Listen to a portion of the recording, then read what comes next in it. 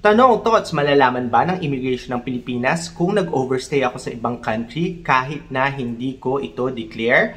Pag-usapan po natin sa video ito. Magandang araw, ako po si Tots, the Accidental OFW, at nandito na po ang ating question of the week. 2018, nag-travel ako sa Ireland sponsored by a family friend. Nag-overstay po ako doon ng halos 2 taon, kaya po nitong 2020 lang ako ng January nakauwi. Ngayon po, plano ko mag-tour sa Thailand sa January. Malalaman po ba ng immigration ng Pilipinas na nag-overstay ako sa ibang country kahit na hindi ko declare? Nag-lost passport po kasi ako, kaya bago na ang passport ko ngayon. So, ang lagi natin sinasabi, oras na nagkaroon ka ng immigration circumstance o halimbawa nag-overstay, halimbawa na-deport, halimbawa nagkaroon ng criminal case halimbawa sa ibang bansa at dumaan ka doon sa criminal proceedings, most likely is meron kang immigration record. At ang immigration record po, kahit wala ito sa passport, ay magre-reflect doon sa database ng immigration.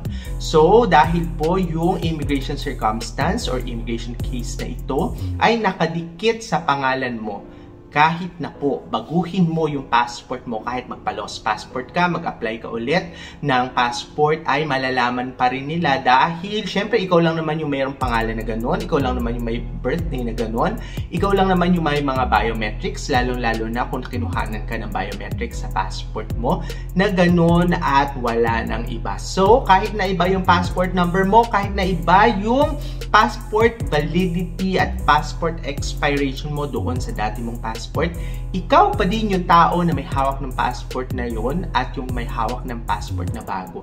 At maiko-connect po ito ng immigration dahil doon sa immigration records mo.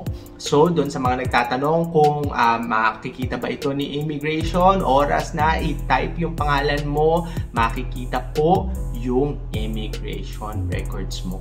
Kaya kung ikaw ay may ganitong kaso, ang i-advise ko sa'yo, maging honest ka na lang doon sa immigration officer kung halimbawa talagang kailangan mo lumipad. At patunayan mo doon sa immigration officer na based doon sa mga hawak mong dokumento ngayon, ay hindi na mangyayari yung mga nangyari sa'yo in the past at hindi na problema yung Pilipinas dahil sa, syempre, pagka nagkaroon ng panibagong kaso na ganito, yung government naman natin yung mag-shoulder. So, pangalawa, wag na po natin gamitin yung pagbabago ng passport dahil inaakala natin na maitatago nito yung immigration case natin or immigration circumstance natin in the past. Dahil, sabi ko nga, hindi po mababago ng pagbabago ng passport number at saka yung iba pang mga details. Ikaw pa rin yung may-ari ng passport na yun. Kaya po doon sa mga nag-aakala na ganun kadali mabura yung immigration records nila, hindi na po ito mabubura dahil ito po ay nangyari at hindi naman natin po pwedeng burahin yung bagay na nangyari in the past.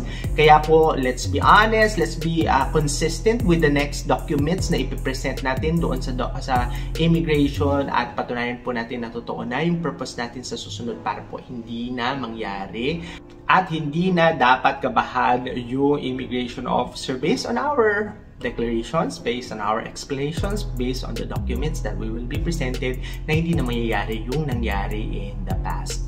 So, yun lamang po. At kung meron pa kayong mga questions na gusto ninyong linawan, baka susunod, kayo na yung mapili sa ating question of the week para malinawan natin at masagot natin yung inyong mga questions. Kaya i-post na lamang po natin sa comment section.